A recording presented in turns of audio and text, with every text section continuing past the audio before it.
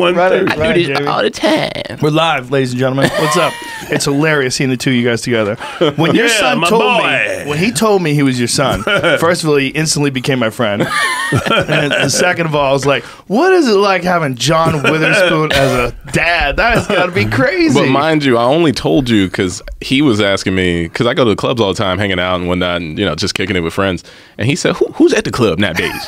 He's like, JD, he was telling, he's like, JD, who is it that who the bringer there? Who the funny one? Who the ones? And I was like, I mean, there's a bunch of them. There's like, Brennan, this, that. And I said, Joe's always there. He's got a bunch of people comes to his show. He's like, Joe Rogan. I'm like, I know Joe. That's my man, Joe. We worked together when I was at the comedy store. Yeah, and he told me to say hi. Years ago. Yeah. So last time I saw you, I think was Caroline's in New York. We were doing. I was doing like the 8, and you were doing a 10 or something like that. Oh, no, I would do 2 shows, but it probably was on a Thursday. Or you probably did. Something was happening. We were doing it close to each other. It was a long time ago. A long time ago. Like maybe 15 years ago. Yeah. Oh, yeah. I haven't been there in a while. I haven't been to New York in a while.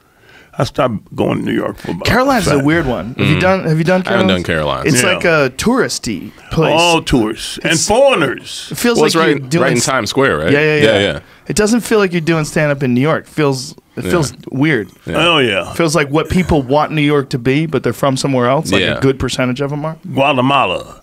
But it's great. Looking at you like it's a great club. Oh yeah, but it's just it's different than the Cellar or Dangerfields is my favorite. Joey Diaz was just down there and he said he did Dangerfields like 5-6 nights. I never did Dangerfields. Nobody does Dangerfields. No. It's half full all the time. It's amazing. They're still around. Yeah, they're still around. Somebody's got to be selling coke. Somebody, yeah. Well, somebody must be on coke all the time. They keep that place like that. Well, the name alone probably brings people in, but it's an iconic place, man. Yeah. But even I like New York. I just haven't been back since Letterman gone. I don't go do his show anymore. I haven't been to Caroline's in about 4 years. But you do a lot of clubs on the road. We were talking about that before. 40-some clubs. Wow. 40 clubs a year? My agents come to my house in January, and they tell me all the clubs I got that year. They tell you what date we go over it. We go over every one of them. All right, June 15th, okay, you're going to be in so-and-so. Y'all like the money we're going to get? Yeah, okay, that's good. That's a go. That's a go. So we do 40-some clubs. I said, man, this is too much work. I ain't been 52 weeks in a year. Yeah, that's crazy. I got to have some time off. What about me? Y'all worry about this money. But when you have time off, all you do is complain about not being on the road. I complain about people telling me what to eat, what to drink. Oh my goodness! I like to get me a little taste every now and then. Everybody need a little taste. Mm-hmm. That's what I'm saying. Everybody need a little. Keep the wolf off your back. That's right. So I get me a little taste. The real problem is that travel, though. That's what we're talking about. Oh, that's too much. It's the air travel over and over and over again. And then we were freaking out about 837s, and you were explaining to us that mostly they use them in overseas and some Southwest. And in African countries. They use, and in Asian countries, they use them. Well, they had like 2 planes that just got lost, right? One from Malaysia and all the other ones. I think that's all pilot doing all that. Lex Friedman is a software engineer, and he specializes in AI. He's a professor at MIT. And he was explaining to me, basically the software glitch was making it nosedive. Yeah. What? That's not something I would want to hear. Not when I paid $2,200 to get my seat. Well, if you're a software engineer, you would have to up the pilot or co-pilot to let them know, like, hey, someone has to, obviously they all know what they're doing in the cockpit, but does someone know what to do if the computer's going down? Like, that's a really good question. Like, do they have any training in how to reboot computers, or is there a bypass or a workaround for the computers? Yeah. Lex does artificial intelligence. That's mostly what he does. He works on like cars, autonomous cars and planes and stuff. And he was talking about as these things get more and more updated, you just have glitches happen. It happens all the time with your phone, right? You get a new bug and Twitter just crash on you all the time, and they release an update. But if you're on a fucking plane, what are you doing? Yeah, and how do you react? How do you react? Practice it? Yeah. Wow. You'd have to go through a flight simulation hey, that's scary. There's a bug in the plane. Here we go. How do they run over all that software before they put it on a plane? They had the plane that crashed. What was the last plane crash? That was where? In Africa? I don't know. There was 2 in short succession. One was one Russia? No, it wasn't Russia. Yeah, no. I think it was in Africa. Anyway, those pilots are trained to the end. To the hilt. They train those pilots, but they don't know themselves. Some of the guys who's training the people what the heck's going on. It was a pilot that was off work. That was on the plane just before this plane crashed. Same plane. They had trouble before, and he came out of his seat and went up to the cockpit and saved the plane. Jesus he Christ. knew what to do. Yeah. He the only one knew what to do on the plane. Can you imagine being in that fucking plane, watching that guy, looking down the aisle, watching that guy walk into the what are you doing? Cockpit, You don't see no one. They protect that. They put the food cart in front of the. Yeah. Is that food cart stopping anybody? No, but they got a bolt on the door. Yeah. All those doors. Yeah, to the cockpit. but the pilot is in the bathroom taking a boo boo. Yeah. That's what that is. Don't they don't have their own pilot's bathroom? No, they don't have them. No, they come can't out. fit it. Can't fit it on the plane. They blocked the area. Yeah, they put that food cart there. See, I've seen that many times. That's a weird move. Like, don't you have like a dedicated thing for it? Why is the food cart the thing don't you have like you should have a gate? Someone will leap that. Right, they should have another door just like they got on the cockpit. Yeah, they should have like they do one of those metal gates in front of glass store. windows. Yeah, have one of those. Click, clamp it down. Well, they knew that didn't work because they had the riot in '66 and they tore all them down. Oh, the gates on the doors. I remember that. I was watching them guys. It's something did to the lock. That fucker flew open.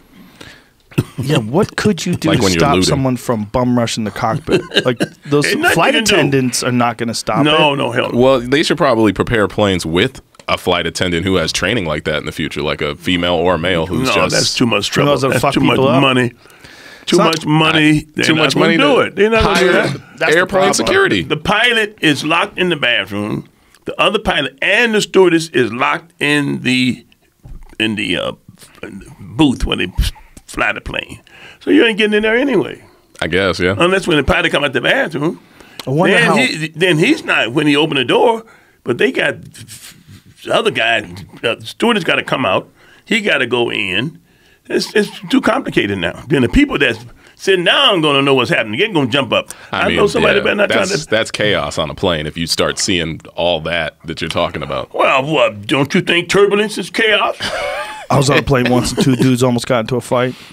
Yeah. The lady stopped serving them. One guy was putting his luggage in a spot above another dude's head, and the guy said, "That's for my stuff." And he said, "No, whoever gets there first is the one who gets it." And he's like, "Bullshit!" And he's like grabbing his arm and got like physical for a second. I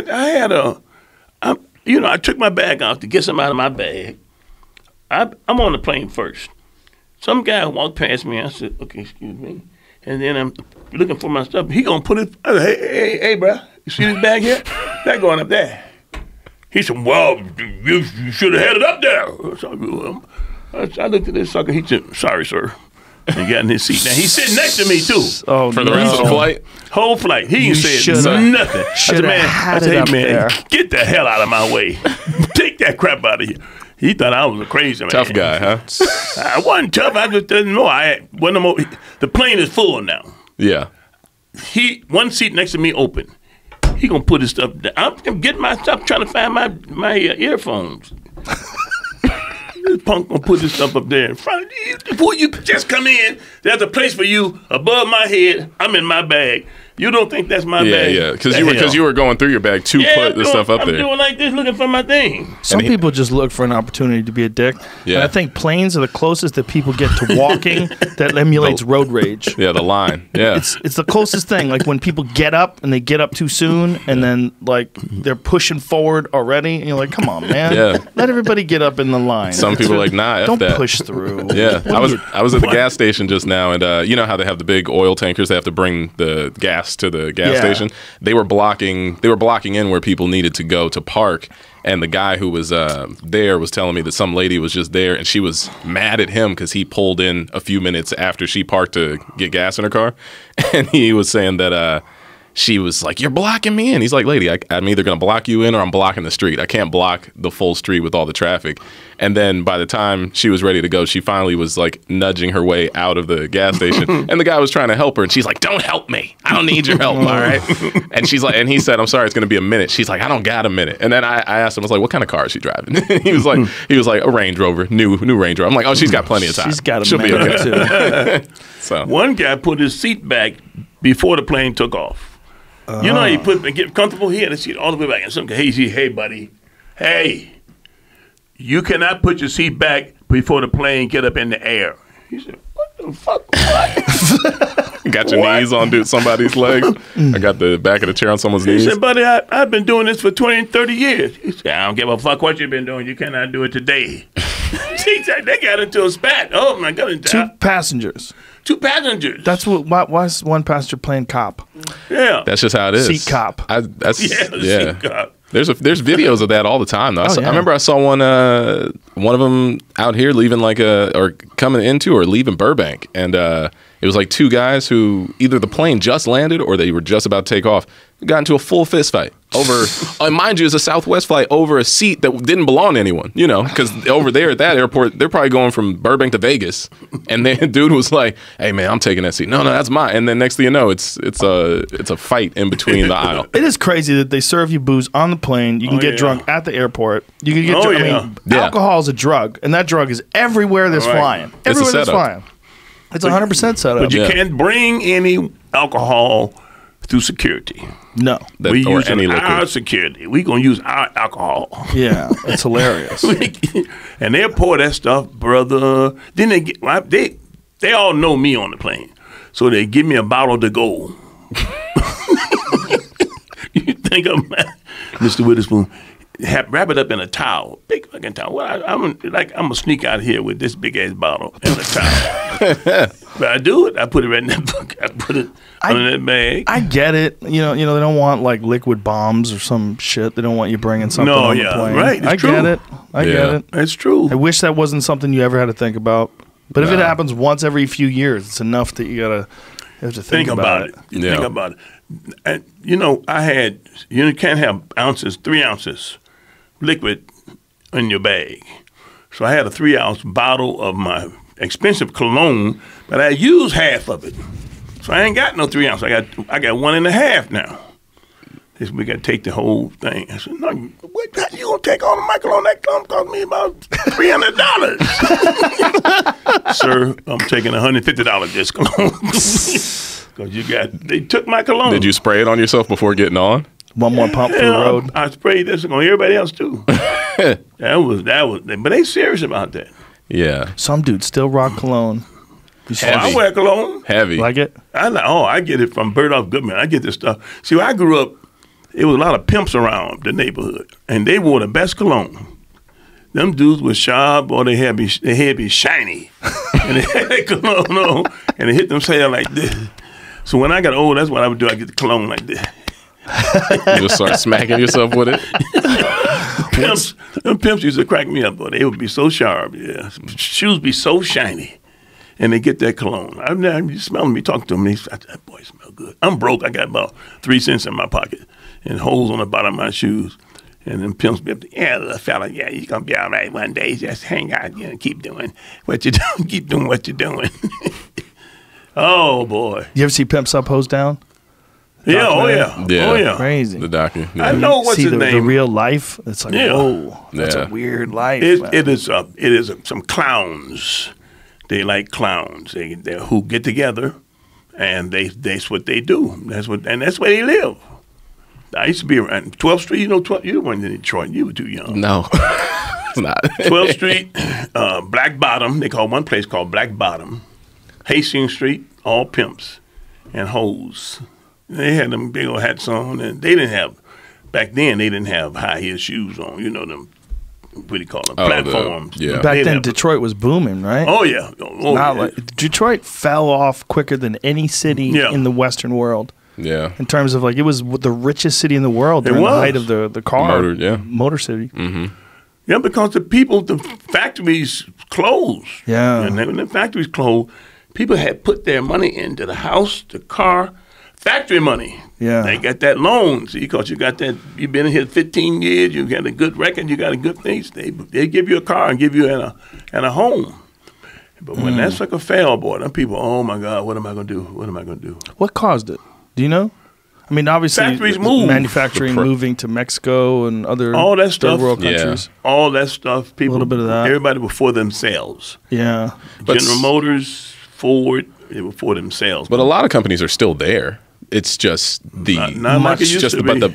But like a lot of car companies, like Ford, right? General Motors, not like it used to be. GM, they're still there, but they're there in a much more limited role. But it's limited or they're role. kind of like the base, or kind of like the warehouse, or maybe they moved that too. Maybe they're that show Top Gear. Yeah. They do a new show called The Grand Tour. They do it on Amazon, and they did one episode where they went to Detroit, and they were in Detroit. They bought a house for like $2,000.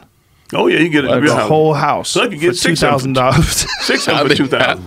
Like a fucking whole house, like a house. That's crazy. Like you could live in it. Like wasn't a bad house. I mean, it needed some work, but everybody moved. But nobody's there. Everybody's gone. When we were there, when we drove through, it was like the amount of giant warehouses that are completely empty with all the shattered windows. It's very depressing. It's very weird. But it's coming back now. I was there. It's coming back. I was there 2 months ago.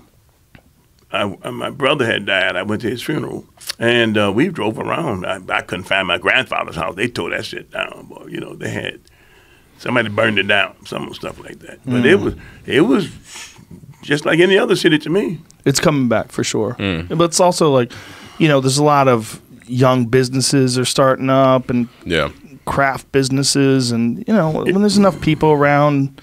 People have ingenuity. They figure out a way. It's just not going to be what it used to be. Yeah, and it's a whole new ball game now. It is a new ball game. New people. These people are young. My son, what's his name, Alexander. How old is he? 23. 23. He loved Detroit. He'd never seen this many. We were downtown Detroit on Saturday night, warm, hot night. People walking around. There's beautiful women walking around there. My son went crazy. He said, let's go back to Detroit. We don't go there, and you're from there. We just don't go to where his family's from a lot. So it's one of those things where my family gone. You got relatives. I don't know them. Yeah, I don't know my brothers. I don't know my brother's daughter's cousin's brother. And neither does Alex or me. That's why Alex was more inclined. He was excited. His nieces. Oh my God, they loved him. And they walked around. I said, look, I'm going back to the hotel. I was getting too much harassment, so I said, I'm going back to the hotel. So I told the driver, take me back. They can jump out. You can pick them up later. And they got a ride. So they got back to the hotel about 2-3 hours later, but I was sleeping by then. But Detroit is nice. When I was there, I'm telling you, man, Detroit was nice. Yeah, I did the Fox Theater, it's so old that they have these pillars in the wall that are like stained from cigarette smoke, like a darkish, orangish stain just from nicotine. But that's crazy. A beautiful theater. Yeah, beautiful Fox theater. Yeah. They had to replace one of the pillars, so they had one pillar that was clean, and then the other pillars. You go, whoa, that's cigarette smoke, and you get to really see it. And everybody sang there. Frank Sinatra got his signature. Everybody got their signature all over the place. Oh, really? Yeah. Oh, yeah. I put my signature down about 20 times. I've been there about 8 times. It's a great place. I remember watching the Temptations down there. Oh, wow. Temptations. Frankie Lyman and the Teenagers. That was a long time ago. Wow. But beautiful, beautiful place. All the other places torn down. The Olympia Stadium where they used to play and sing, and the Pistons used to play basketball there. They tore that place down. I saw Elvis Presley there. Elvis Presley. I was a little kid, and I saw Elvis. I always wanted to go to see the Kronk Gym, but I think they tore that down. I used to play basketball at Kronk's Gym. Really? You see, it used to be a basketball court there. Then they might have torn it down now, but they built boxing rings around there. Oh. So all the boxing, when we play ball, they've got boxing around there. I went up there one day with my shoes. I thought, what the hell happened here? They didn't close the doors and everything. Turned into boxing. A lot of great boxers. What's his name? Tommy Hearns and them people came out of there. Sure. Lennox Lewis. Emmanuel Stewart was the head coach there until he died. Yeah, that was an amazing gym. But it was like one of those places. There's a few places where you want to go. Like when you're in LA, you want to go to Wild Card. You just want to just say you've been there. I want to go to the cage where you commentate. Anytime. Man, I want to see the people knock the crap out of somebody. Damn. Let me know. Anytime you want to go. There's going to be some fights in California and Anaheim. I want to look through the screen like this. Get that motherfucker! Oh, man. We can get you pretty close. Oh, my God. We can get you right up there where you can hear the smacks. I like to get real close and take a look at this boy. I can't believe that dude. That head do like this. I said, you got to knock the fuck out. That's really serious about that. Have you ever gone to one of them live?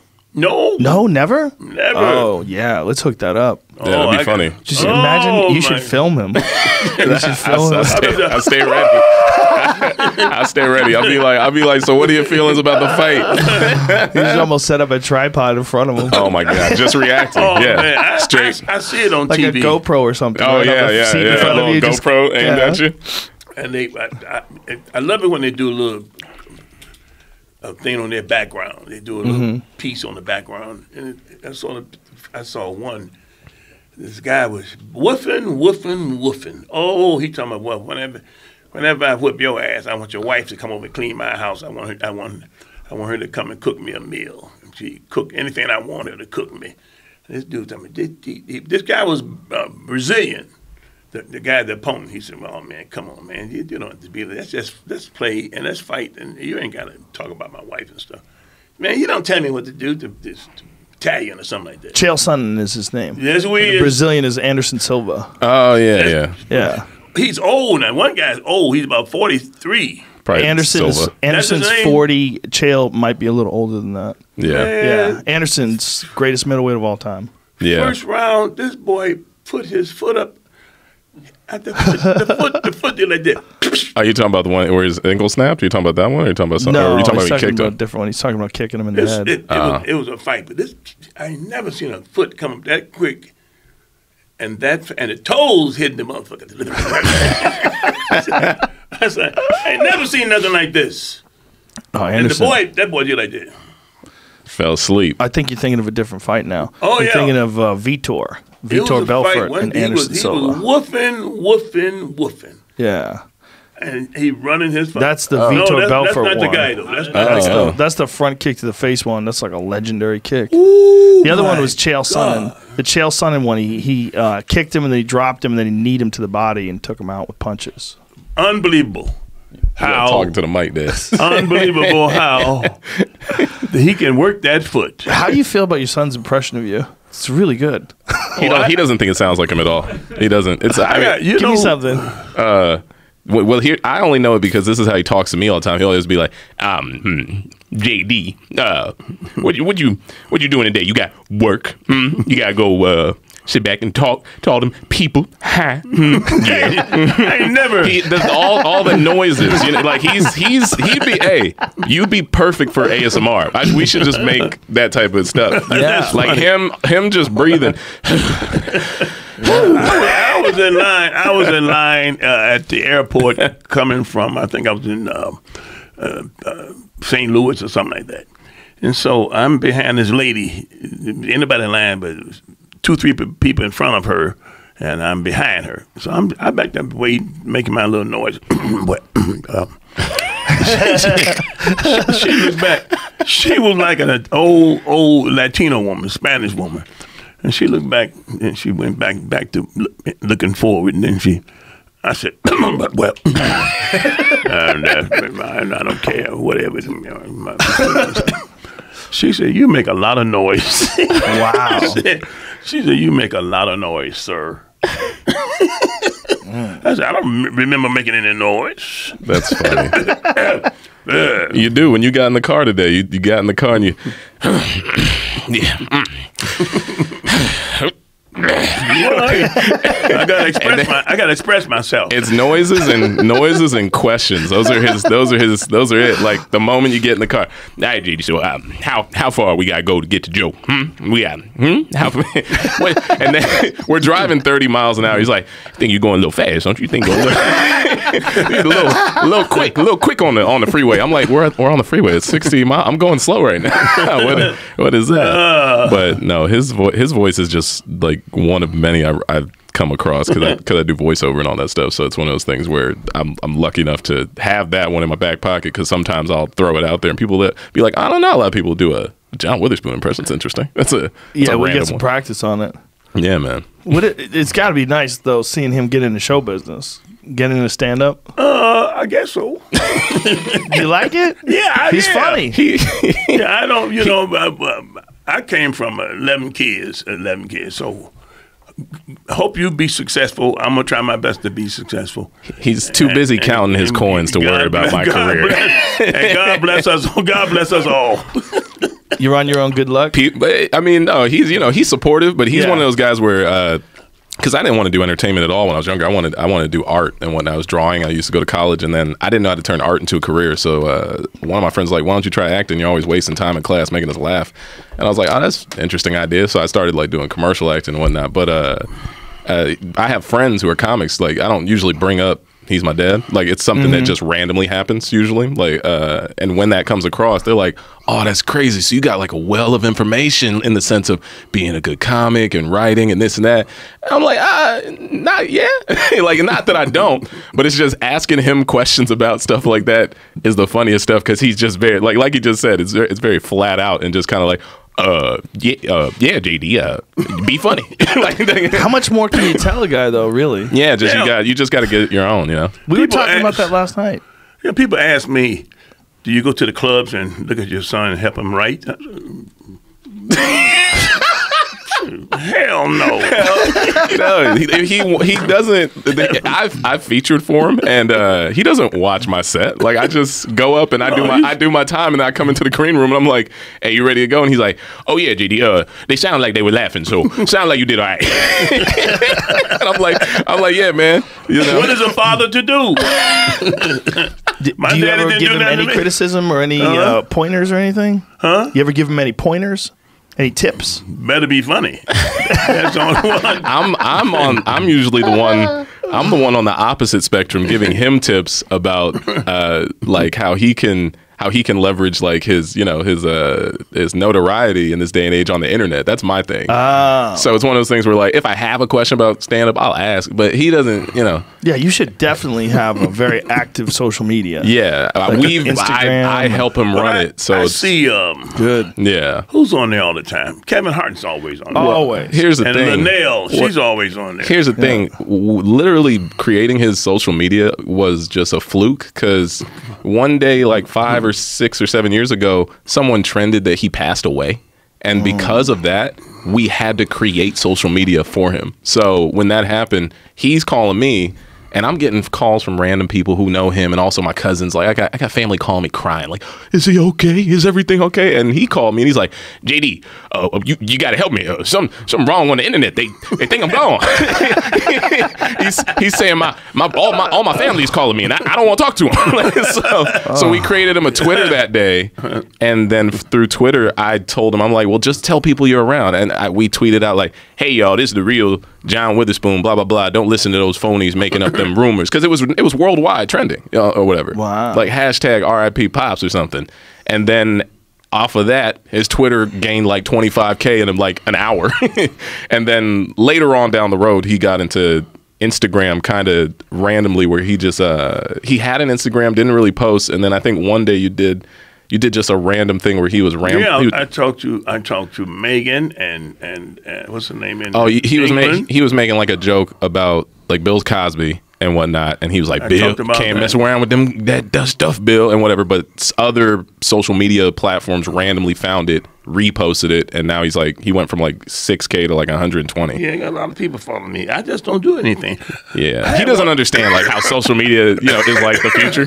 But I try to keep him in the loop. It's a great way to avoid doing morning radio. You don't like doing morning radio, do you? Oh God, I hate doing. I get to get up Friday morning. I get to Kansas City at 10 o'clock that night, tomorrow night, and then I have to get up Friday morning. I don't know the time or anything like that yet, but I probably do 3 or 4 radio stations. Yeah, that's what I'm talking about. They drive you, and you're so sleepy.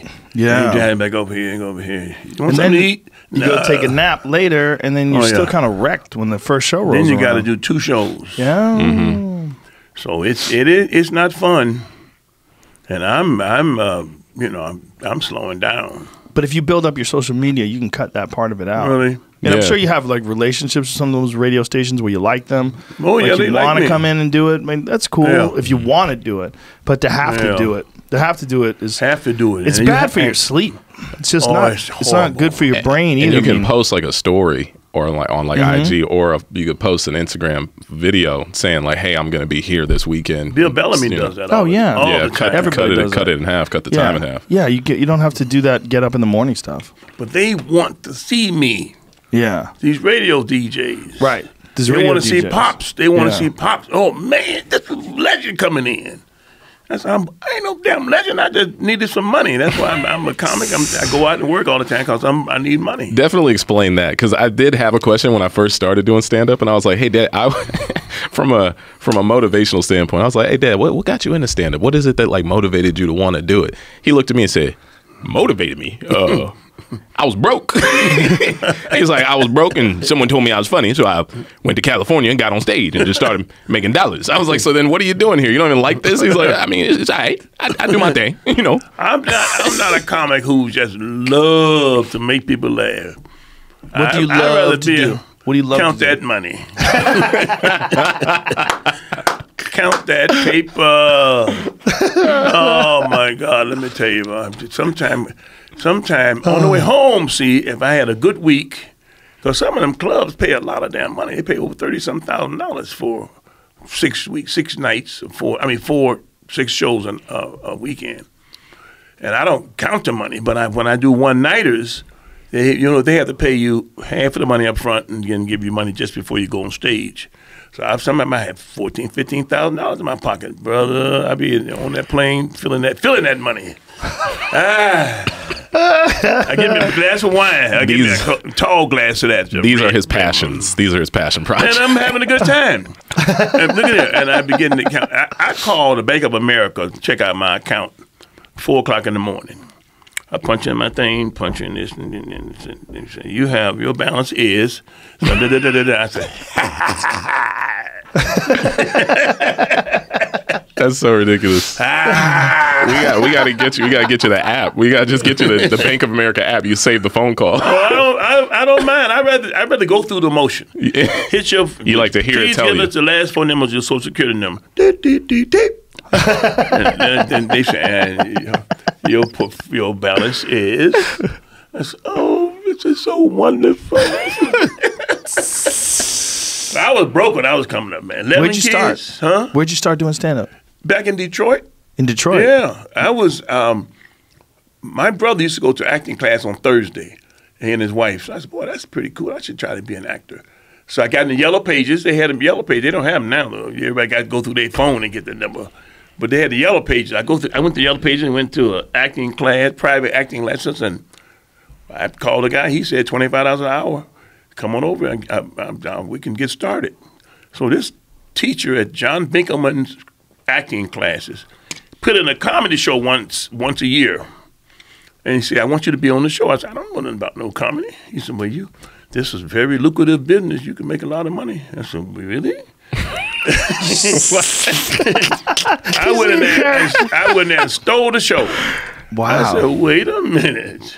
That's funny. I went and stole the show. I used to do impressions of Nat King Cole, Johnny Mathis, and what's the boy, Joe Cocker and all that stuff. Oh, wow. Old Mick Jagger. I used to do Mick Oh, Jagger. wow. She's so cold. She's so cold. And they had about 500 people out there for the show. I'm bouncing across the stage like Joe Cocker, boy. It was so funny. And I got a standing ovation. And I said, wait a minute, I could probably make some money doing this. So it really was money. Money was your number one motivation. Oh, when you're broke, money is, you know, talking about love and affection. That's some bull. He didn't have that luxury. No luxury. Get out of my way so I can count this money.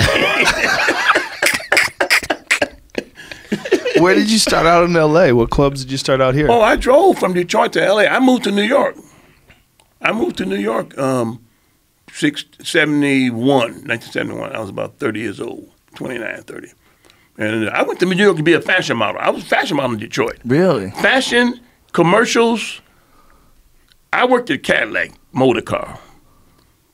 And my job was plating bumpers, these big fucking bumpers.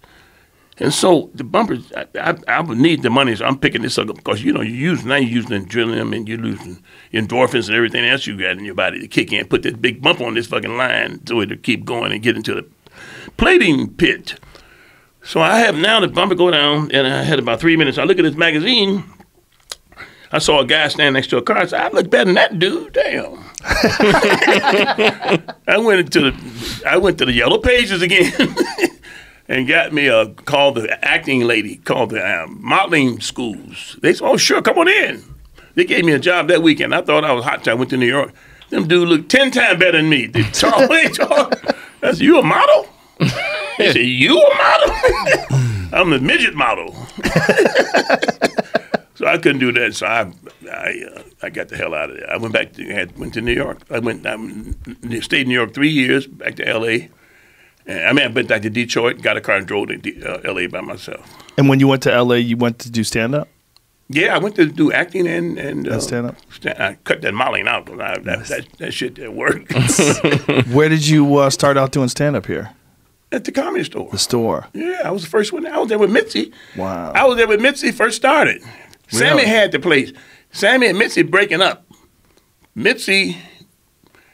Sammy went on the road. Sammy was a big time comic. He working for Frank Sinatra and Dean Martin, all of them. He opening for them. Mitzi needed somebody. I needed a place.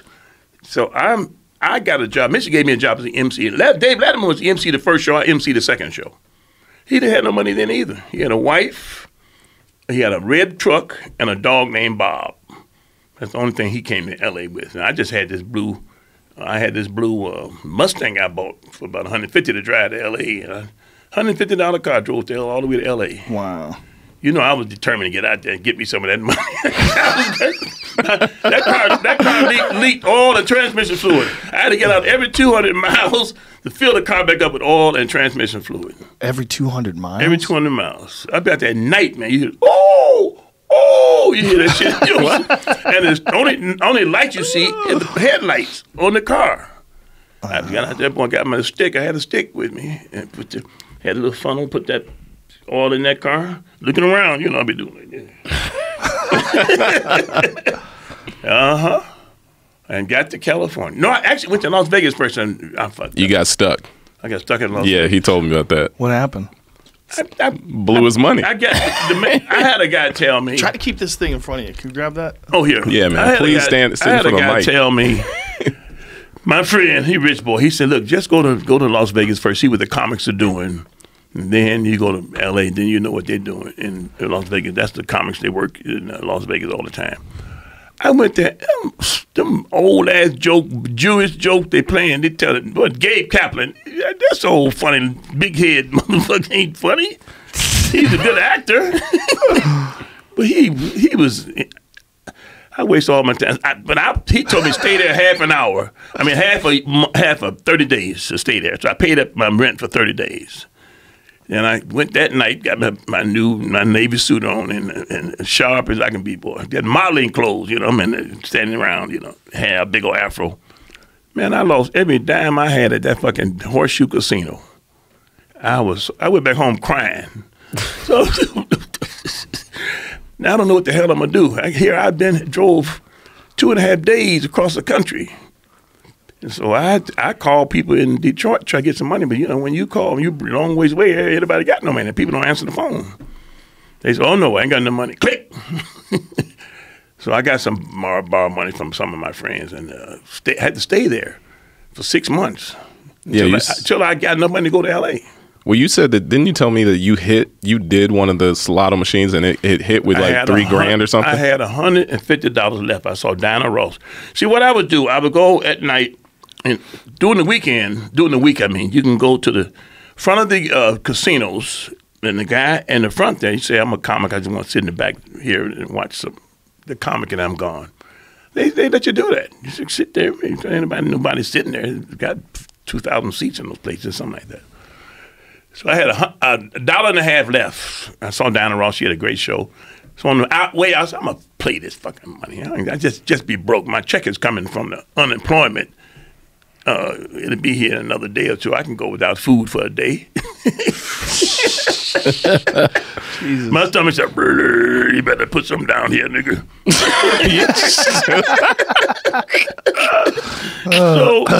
So I put that money in the machine. It rung up, I think it was 7,000. Really? Yeah. I thought I fucked up something. Oh, shit, now what have I done? The guy came over, he said, I just got on job. Just hold on, sir. I just got here. You have struck the jackpot today. I said, what jackpot? He came and just put them $100 in my hand. It was like a miracle. It was like Moses came down and handed me some money or something. It was so damn, that money felt so good. I went home and packed my stuff. I had about 2 more days on my rent. I got in that car. I got me some gas. I drove. You know how they have in Vegas, they got the little island in the middle of the street. Drove over that damn thing, going the other opposite direction. I said, hell with this. And when you go over island, cars said, boom, boom, boom, boom, boom. Combs come out, dust come out, old combs, old stuff come out all on your seat, on your hand, your feet be dirty, the dust be all over it. I drove all the way from 3 o'clock in the morning, 4 o'clock in the morning, whatever time it was, I drove all the way back to L.A. Oh, man. And my friend let me stay at her house for about a month. Candy, she was a good friend of mine. I'm glad she let me do that because that was amazing. She lived in Beverly Hills from apartment, a motel, I mean, and no money, eating a potato. Worst, I know what time me to get some money. I'm eating a baked potato, a white potato now, with white potato and some old bread and some syrup. And I said, I gotta get the fuck out of here. This ain't gonna happen. This is not good for the kid. I come out here with big plans. And I went straight to her house, and I got a job at Gucci, and I went to the comedy store and everything. I just stayed there. If you didn't go to Vegas, would you have even got stuck? No, I wouldn't have got stuck. You wouldn't. So that's a 6 month.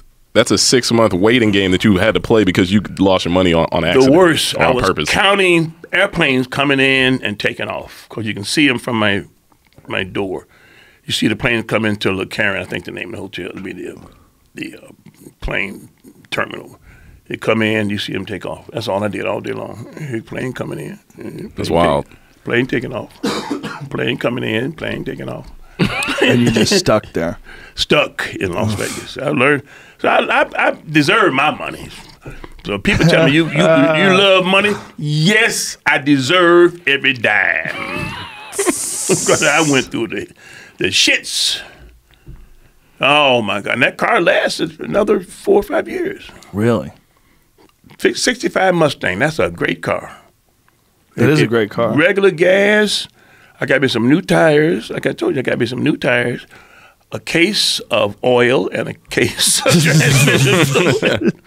And I never forgot, I got my old color TV and a bucket of Kentucky Fried Chicken.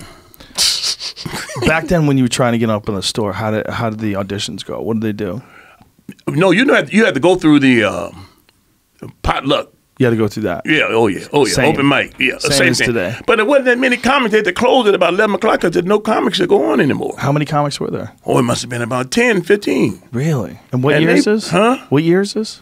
74. So it was at the beginning. The As very soon as Mitzi just started. Wow. I was there in the beginning. She liked me. She would get me. Johnny, come out here and work the door. You can do anything you want. I said, I need a job, Mitzi. And so I hustled the door. Mitzi, she said, y'all better watch Johnny. He can make some money at that damn door. What I would do, I was the, what do you call it, maitre d' or something? What do you call it? Yeah. Maitre d'.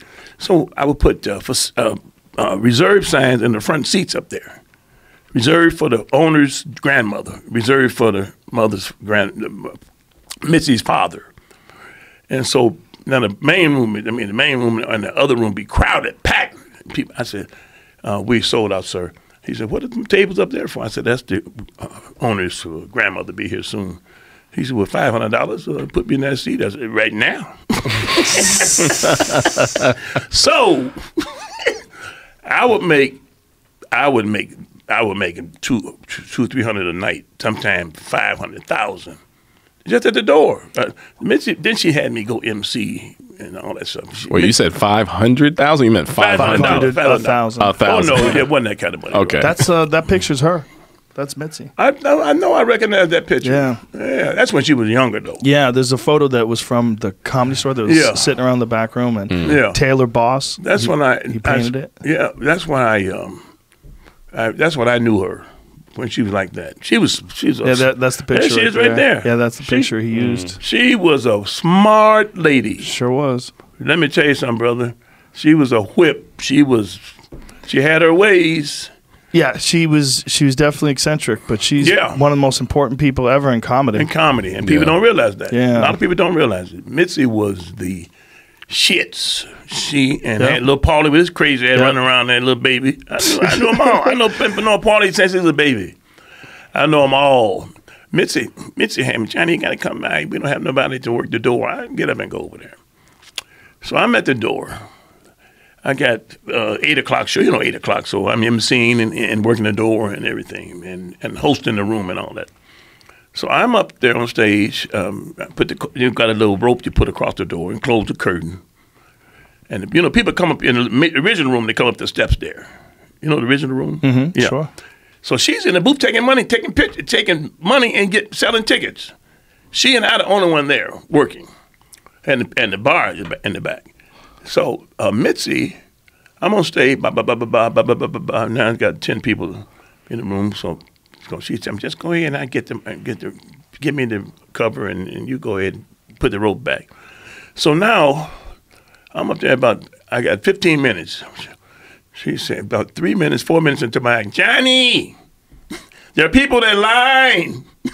Come down here and let them in. You cannot do no more material. Come on, Johnny. I said, Mitzi, I'm trying to finish my act. Johnny, come on, I want to get this money. That's why I learned that from her, too. I want to get this money before they turn around and go home. Oh, God. That was the funniest. She's the funniest lady. She's the funniest lady. Let me tell you, she was hot. She was tough. Mitzi was tough. She told me, you stick with me, I'll make you a rich man. I said, Mitzi, I come here to be a comic. I ain't come here to be no rich man. I come here to be a comic. But she's too much trouble. Too much eccentric, too eccentric. I didn't want to hang around too long. Argus is still there, out of his mind. See, Argus is still there. Argus is still there. He was there last night. Yeah, I know it. I go there and see him. I see him all the time. When I go by there, I only go once a year or so. But I see Argus. I like Argus. He's talented. He is a genius, but he don't want to leave the comedy store. He's got a radio station downstairs. He told me. They have a podcast. Oh, it's a podcast downstairs. Yeah, they have a podcast studio. You ever been to that? It's a good studio. Yeah. But Mitzi, I've been knowing Mitzi. Let me tell you, I knew her in 1974 when I went over there. And I noticed when I got on open mic night for people who want to try to become on the regular show, Mitzi used to love impressionists. She loved people who can do voices. And I just realized that after about 3 weeks of being there trying to be funny, I'm doing old Red Fox jokes. I'm doing the horse race was going and the jockey was riding on my dick. The horse name was my dick. Mr. fucking Red Fox used to be. He would come by there. He would be so fucking funny. So then the person come by and sing. She loved people to sing. Tina Turner, women that sang Tina Turner. She put 2 or 3 of them right behind each other. They doing the same song. Jesus. I said, Missy going crazy, boy. Why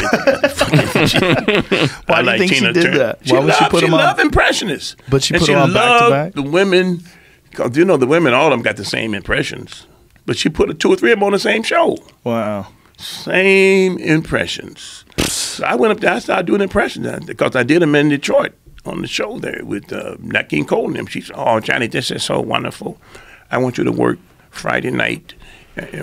She put me on early. He put me on some nice times and shit. But she wanted me to stay with her on that door and emceeing, help her out. She had me close the place one day. I said, I shouldn't be responsible for this. You can't close the door. Just lock the fucking door. Well, she's always had comics work there. Yeah, from the beginning, all the time. When I wanted to work. I wanted to work there.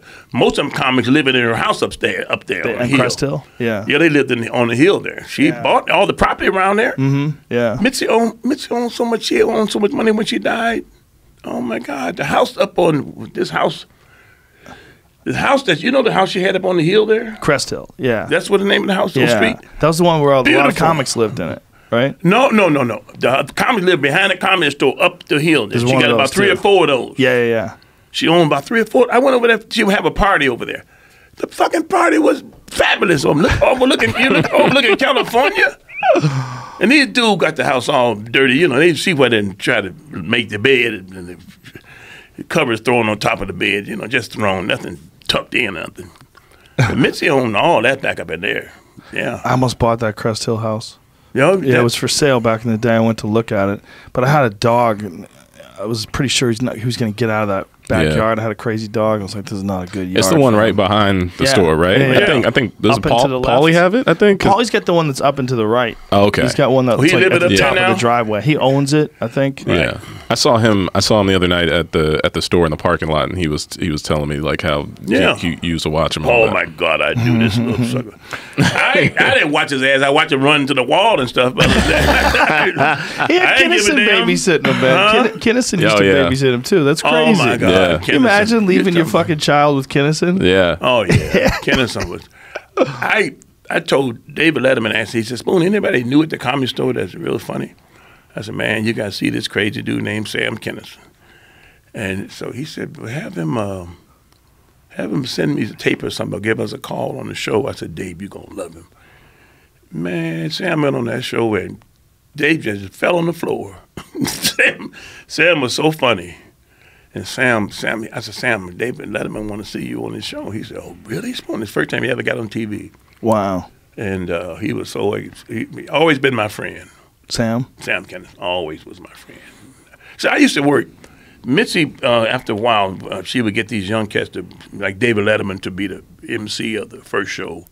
So I would work at the 12 o'clock show, all the crazy people on the show. Me, Paul Mooney, Sam Kinison, what's the boy name? And he talked like this. He do Elvis, and he did... Andy Kaufman? Andy Kaufman. I remember introducing him. I introduced all of them. He said, my name is Andy Kaufman. I said, yeah, I know. Just say, they come to me and tell me how they want me to introduce them, Right. Just say, Andy Kaufman. I'm looking at the dude like he's out of his fucking mind. I'm Andy Kaufman. Oh. Lenny Schultz, you ever seen him? Sure, Crazy Lenny. Crazy Lenny with the pigs. Yeah, he used to bring dolls on stage and punched them. Oh wow! Yeah, he had a bass do about like remember the bear, Smokey the Bear. Only you could prevent forest. Yeah. He would pull out the bear. Only you could prevent forest fires. He goes, "Fuck you!" And he punched the bear. It was so ridiculous. And people would come down just to see Lenny. He would go nuts. He was like really had crazy expressions.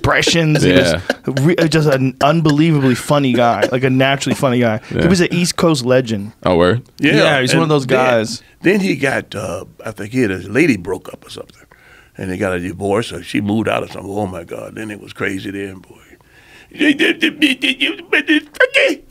would the bears and all that shit that he would beat up. Oh, he was whipping their ass. When the lady pulled. Did you know Bob Woods?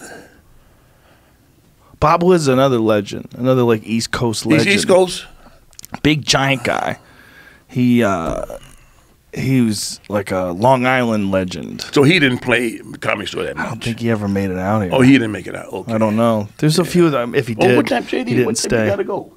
I'm hanging. We're changing. There's Bob Woods. Yeah. Oh, where? Right there. Oh no, I didn't know him. No. Yeah, he was a Long Island legend. Really? Yeah, it's like back in those days, like there was like he was a legend in Long Island around the same time, like those Boston guys, like Lenny Right. Clark.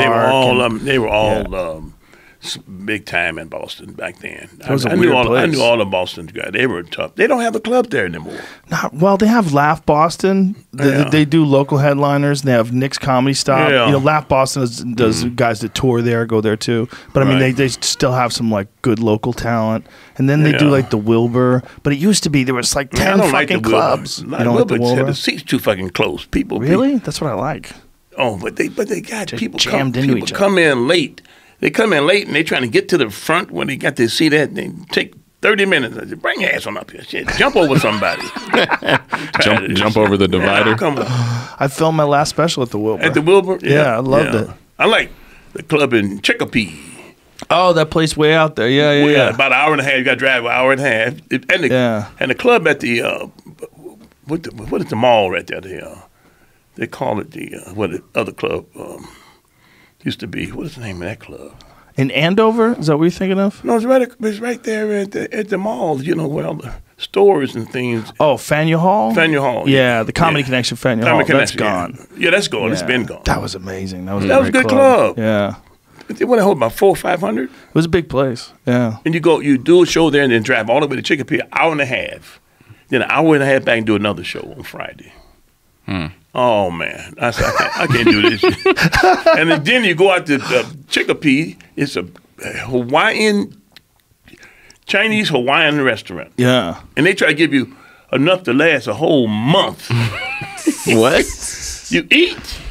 Then they try to give you enough to take with you. To-go box. To-go box that's bulging with food. Yeah. They got to get rid of it. Oh, my God. Friendly. Excellent. And the food was excellent. Yeah. It's gone, I'm told. Is it gone? The kids didn't want to stay there. I think that's what it was. The mother and father died. They were The kids didn't want to keep running they the didn't want restaurant. to keep the place. Yeah. Beautiful place. Then they're near Hartford, Connecticut. Hartford. Because Chicopee is in Chicopee. Chicopee's in Massachusetts, Western Massachusetts. Massachusetts, yeah. But those were the days, boy. Long ass flight. But I love the fact that the airport was 10 minutes from the hotel. Get you in, get you out. Get me in, get out. There was a lot of clubs back then. Oh my God, a lot of clubs. It's interesting. There's more comics now than ever, but I don't know if there's more clubs. It doesn't seem like there. Well, they got a lot of clubs around, but they only book. They don't have showcase nights like they have 15, 20 comics. They don't have that. They have 3 comics, and that's all they have. Yeah. So they make their money. It's a whole different ball game. There's like independent shows now. That's how it is nowadays. Like the club circuit's pretty kind of the same. There's some new clubs, but you know, I hear like most clubs on the road, like they're not like the ones out here or New York. No, because you don't get a chance to really showcase. You have to either already be somebody or they book you in January. Yeah, be on your way type of thing. Yeah, I've been booked. Kansas City. I've been booked January 2nd or 3rd in Kansas City. When is it? Next? This week is 20. It'll be December 1st. June. June will be Friday or Saturday? This weekend. Yeah. Yeah. So Saturday. I've been booked 6 months on this bad boy already. Jesus Christ, 6 months solid. I'm talking about a book in this club 6 months ago. I'm booked all year for this year. I got dates. I wish I brought my stuff. I have dates that I know I'm gonna do in December 12th to the 15th. I think I'm gonna be in Arlington, Texas. But I know that you do get with Chris Smith and them, but they want 10%. But they book your ass. If you want to get to a club, you can get that. They have you book your butt. You be in bed talking about book. I'm booked. I'm booked too much. Do you still enjoy the shows though? No. I had enough. I've had enough. You know, your fans may or may not watch or listen to this, right? They know that it's hard work. It's hard work. You're there performing, yeah. Whenever I've done shows with him, at the moment, because I'll hang out because after every show he'll try to sell merch and take pictures. But as soon as he gets in the green room, he's like, "Jay, do you see how hard I work? You see this? You see all this I'm doing right here? You don't know nothing. You don't know nothing about this hard work." I'm like, okay. Show business is tough. Yeah, it's a you grind. do 5-6 weeks in a row. That's what I hate. Now I'm on my second of 5 weeks. The second week now. So I got to go next week. I go to Hartford, Connecticut, Hartford, Springfield. That's why you actually fly to that. Then I go to Memphis. So wait, you said you hate it, but why don't you just stop? Paper. you set him up. You lob it his way. Yeah. Well, the only time I've ever seen him do anything outside, because he's old school, so it's one of those things where he's so used to he's so used to, he got his agents, his managers, and he's so used to someone giving him work. So it's one of those things where I'm on the road, you're given the spots, you're given the clubs, and I was like, well, what do you like doing? Because you asked that earlier, and like, the one thing that we made between like him doing comedy and now is we created a YouTube channel for him where he does like a cooking show, right? So he has his own YouTube channel because I do YouTube and all this stuff. I do like gaming videos and a bunch of other random stuff, sketches and vlogs. But he was like, well, I guess I got a little time off. We can do something random. He's like, maybe we can do this cooking idea I got. And I said, sure, let's do it. We create the channel, we make it, and it's called Cooking for Poor People. Cooking for Poor People, because when you're hungry, everything tastes good. Yes, and his channel is The John So I eat a bunch of crap. I cook a bunch of crap. But what kind of food? Chicken feet and rice. Chicken feet? We did chicken feet, pig feet, oxtail. I've had chicken feet. What is chicken feet like? Tough. You gotta be. But he tried to. Asian people eat it. Chinese people eat it every day. He tried to feed it to our dog, and our dog ran away from him. So that's like a clip from the video. He don't know what a delicacy it was. That's what that was. Yeah. And then I recommend wine. I have wine in a tall glass of Mad Dog 2020 with them chicken feet. With them chicken feet. And Thunderbird wine. Thunderbird wine. Where do you even find Cisco. Where do you get Mad Dog 2020? He's good at finding these. That's a place right there on Van Nuys. Really? Yeah. Some Mexicans sell it. Yeah.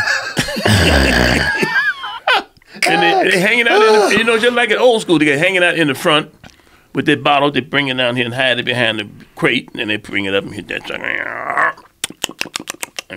Yeah. Then they go buy some more, and I'm shocked that they had There we go. Hey, look at that. So I helped him produce and help him work on this thing. But it gets good. People, look at that pig feet right there. I guess Shelly threw my shit away. I can't believe she threw the old pig feet away. It ain't old. I like the kitchen too. Yeah, that's old school. Whose kitchen is that? It's his. It's a house we bought the house next to us.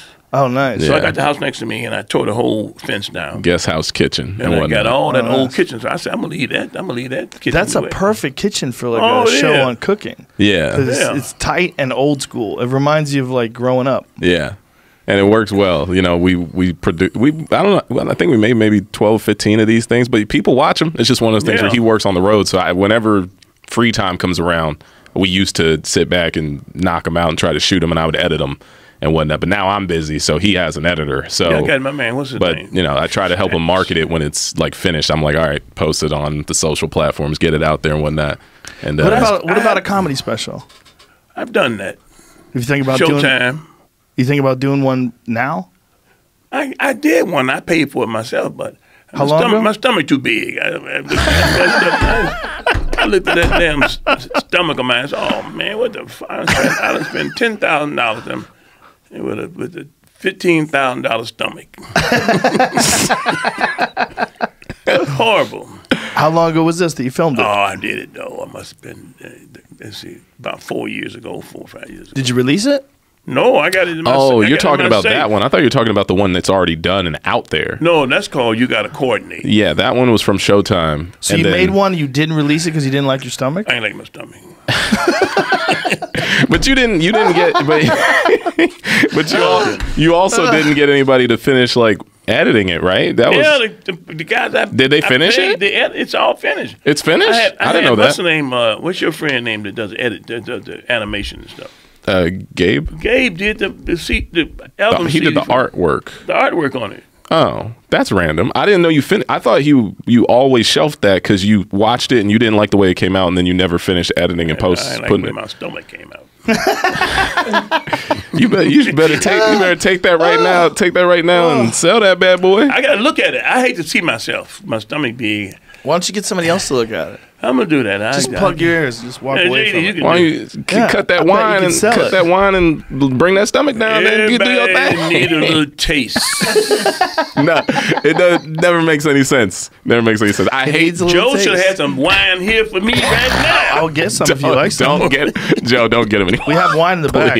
Oh my gosh. A bunch of liquor on that, bunch of whiskey. He's just gonna shame himself later in the mirror. Just leave it. Oh, look at that Joe got wine. That big bottle is probably Joe got wine. But you don't want to lose weight, right? You're not interested. I want to lose weight, but then they say you got to stop. He wants to lose it while drinking alcohol. they want you to stop drinking. Yeah, you get or take it in increments. Do it break, dude. I do. I get a bottle a day. All right. You drink a whole bottle a day? Oh yeah. You can't. You should get together with Ron White, dude. No, he drank that hard shit. I don't want that shit he drinking. That shit kill you. He drinks his own tequila. That's my God. I saw that last night. He was in the back bar. Yeah, we were hanging out. We had some of his tequila. Yeah. He drank too much. I know that shit getting him fucked up on stage. I see him up there. He can act like he's not drunk. That motherfucker drunk as he can be.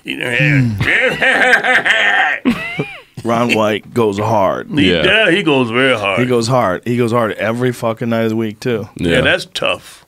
It's tough. Yeah, but it's working out. I drink white wine, Chardonnay. Oh, nice and light. Then I drink like a little Cabernet Sauvignon. Nice red. Yeah, red wine. Yeah, but then you get another one and then maybe one more.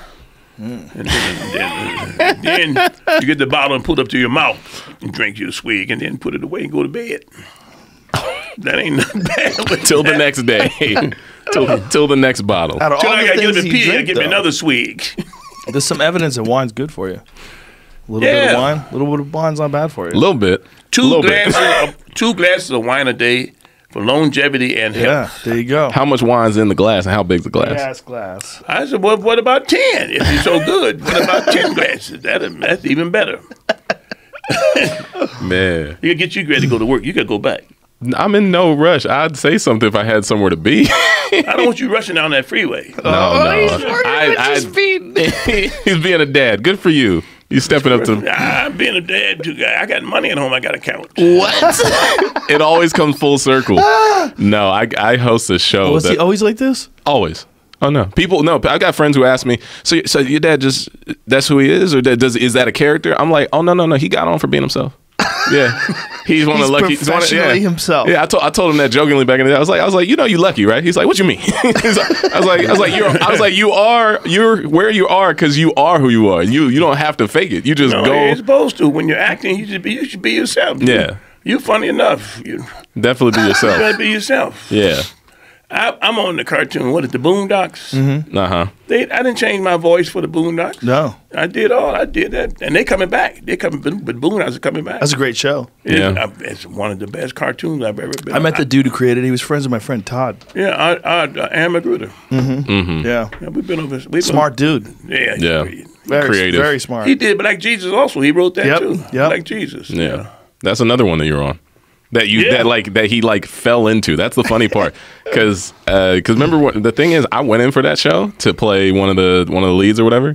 It didn't happen, but I remember because he's friends with Aaron and whatnot. Aaron just called him in to do a 1 day role. Remember? Yeah, he wanted me to. He said, John, we need your character to just do the pilot. I said, I tried, man. I don't feel like doing no Jesus, and I'm a homeless man, so. But I got into it. I thought it was cool. Yeah. He said, "You want the job? It's yours." I said, "Well, good." So he went in to do like a guest star role, and then they were like, "Dang, he's funnier than what we were thinking. So they gave him a role. And he was a series right. You did 3 seasons. Well, you did 2 that aired, and then we finished the 3rd. Did a 3rd one that it hasn't aired yet. And I when I did Hollywood Shuffle, I played a man who had lost everything. He was homeless. So I'm sitting out there, and Robert Townsend didn't have any money for a wardrobe. So I went to the secondhand store and Goodwill and bought coveralls and an old shirt, and I had a T-shirt that I tore and put a pin to put it back up. So I thought that was clever. So this happened 20 years ago. I kept that outfit in my garage for 20 years, and I used it on Black Jesus. Same thing I wore on the Hollywood Shuffle. Wow. Not Hollywood Shuffle. What was it? Whole Cake. What's the name of that? Hollywood Shuffle. That's it. That was Hollywood Shuffle. Yeah. There it is. Yeah. He got all that stuff. But then then he wore it. They did their thing, and then they were like, well, this thing stinks, so we'll just recreate it for you. They did everything over. Got the same outfit that I had. Look at that. I got Thunderbird wine. I got my little wine. Look at that. Whatever happened to Robert Townsend? What is he up to? He's a director now. Just directing different movies? A lot of different movies and commercials and things. He used to do stand-up, too. Oh, yeah. But We he used just to stopped go doing on it? tour with him. We worked all the big places. I remember his specials. Yeah. He always had those HBO comedy specials. Yeah, oh, yeah. Damon Wayans did them. Yeah. A bunch of Yeah. people did them. Yeah, Robert Townsend. He's still around. I saw a picture on my phone. I don't know how. Where's my phone? I don't know. It's probably in your jacket, man. Oh, I don't want Directly to lose my phone. He does that at home. He'll say, hey, I don't live with him. I'm grown. I'm married and all that stuff. I live on my own with my wife. He'll call me and say, JD, you seen my cameras? I moved my camera and I don't know where it is. I was like, I don't live with you. I have no idea where your things are. He's like, well, you know. And my brother lives with him still. So it's one of those things where I'm like, why don't you ask Alex? He's around, or someone who maybe is at the house more often. He's like, I feel like you might be the one who might know what his thing is. Because I've seen you around here. I know you come around. You come take my things. They take my stuff. That's what get me. They take your stuff? I buy cameras. I buy a camera and put it over there. Because I know where it's at because it's over there. I come back, it ain't over there now. I have no idea where it's at now because I put it over there. That's because you and Mom and Alex and whoever else roams through the house will move things around all the time. I'm not there. I'm not there to move things. But I know where I put things, and when I come back, it's not there.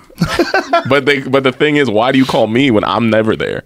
You know where they are. See?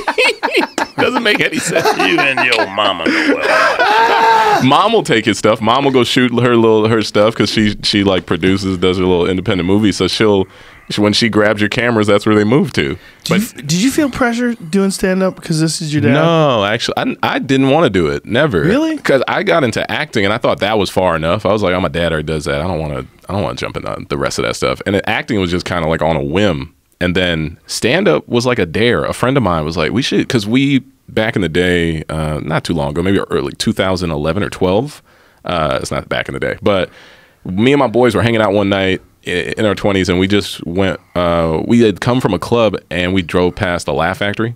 And I was like, you guys want to go watch comedy? I don't know. I was like 24 or something. I was like, I used to know the owner knows me from when I was a baby. If he's there, maybe babysit you. Yeah. Jamie Masada. But when Buddy, I watch your baby, buddy. That's his, take care of baby. That's his introduction to every time I'm there. Whenever I do shows, that's his introduction for me. He'll be like, hey buddy, I want you to meet Johnny Witherspoon son. I used to carry him when he was a baby. Buddy, I used to carry him around like a baby. But we bring him on stage. Yeah, we went there. We went there randomly one night, and that's so fucking funny. That's good. That's a good impression. We went there randomly one night, and I remember the door guy. I was like, "Hey, is Jamie here?" And he's like, "Jamie who?" Like as if I didn't know him. I was back in that. I was like, the owner. And he's like, "Tell him JD Witherspoon's here." I didn't think anything of it. I don't use my name like that. But then he like comes down. And he's like, "Buddy, what are you doing here? This and that. You're doing comedy?" I'm like, no. Me and my friends we just want to watch a show. And he's like, "Yeah, come in. Let's get him a bottle of wine, all that stuff." And we're just hanging out. But then later, like, you know, through the night, he was talking. He was like, so you're trying to do comedy like your dad? I was like, nah, I'm good. I don't care to do that. I'm fine. And my friends were with me. He's like, come on. He's like, you should try it. You're probably funny. Maybe even funnier than him, buddy. And I was like, I don't know. But then later on that same week, he was like, well, if you ever want to come by, he said, swing by, do the open mic or whatever. And my boy Henry, whatever. Henry. Yeah, Henry was like, hey, we should do that, man. That'd be kind of funny. You know, maybe we be comedians. I was like, nah, I don't think so. And then one night we just said, I think I had someone's email from the Laugh Factory and hit him up and was like, hey, me and my buddy are going to come by. Maybe we can do the mic.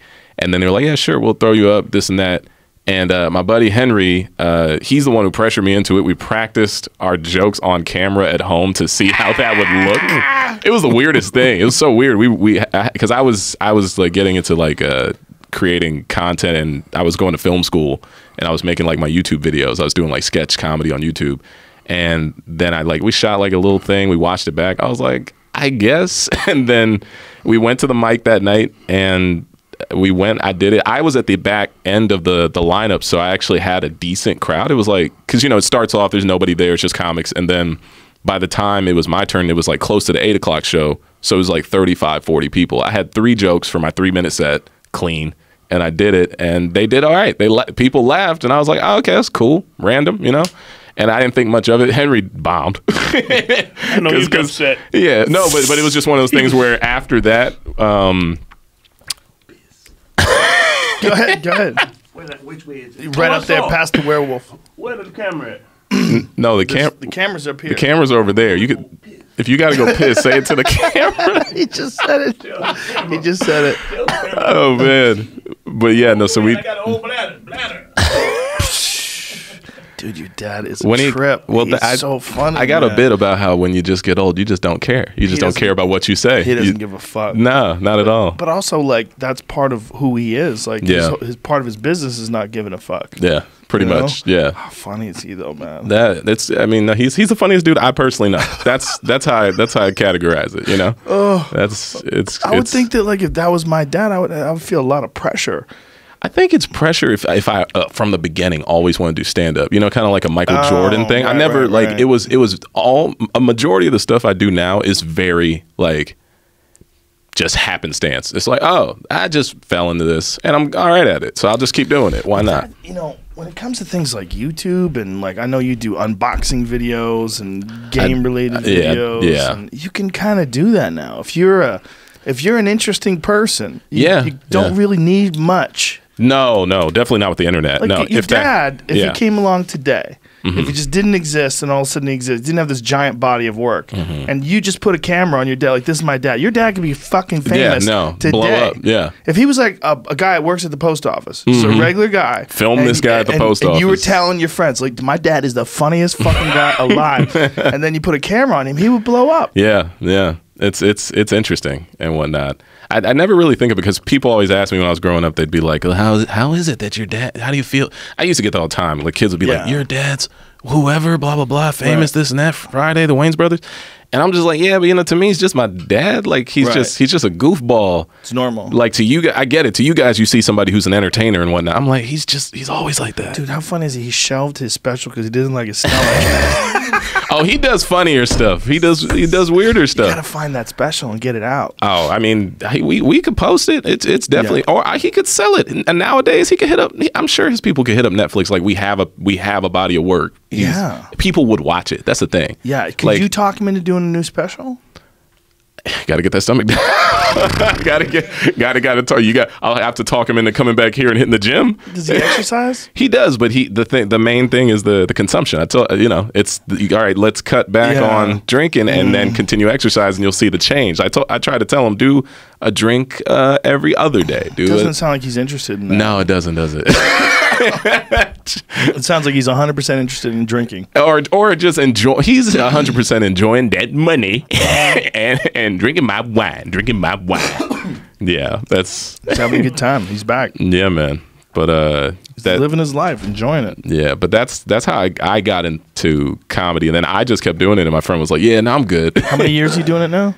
I would say I started in 2012, but I want to say I didn't continue in the beginning so consistently. I did like mics for the first 4 or 5 years, and then I just kind of 2 years, and then I started getting booked on shows, and then I kind of got lazy. It was one of those things where everything I was doing, like I would weigh my options. If something was more of an opportunity, I would do that over trying to get better at stand-up. But now I've been consistent for like 3 years, 3 to 4 years, just like grinding at it, because I've made strides doing things and acting and creating content on the internet. So now I kind of have, I guess, a little bit of a cushion to just go and get good now, you know, because I've been working. So you're doing other stuff. Yeah. You don't have to totally rely on it. Well, it's one of those things where because I don't have to rely on it, it's that much more.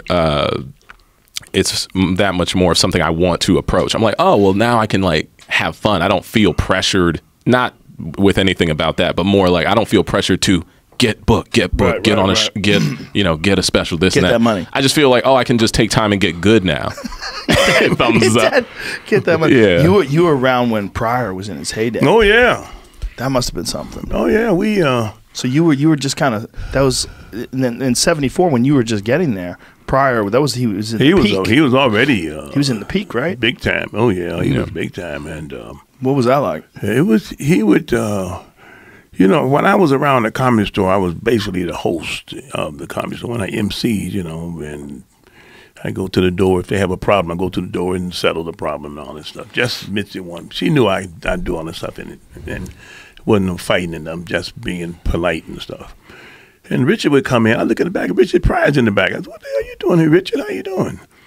He knew Paul Mooney. Mooney was, and David Banks, all these. Anytime you got all these guys at the Comedy Store, Richard wanted to do another album.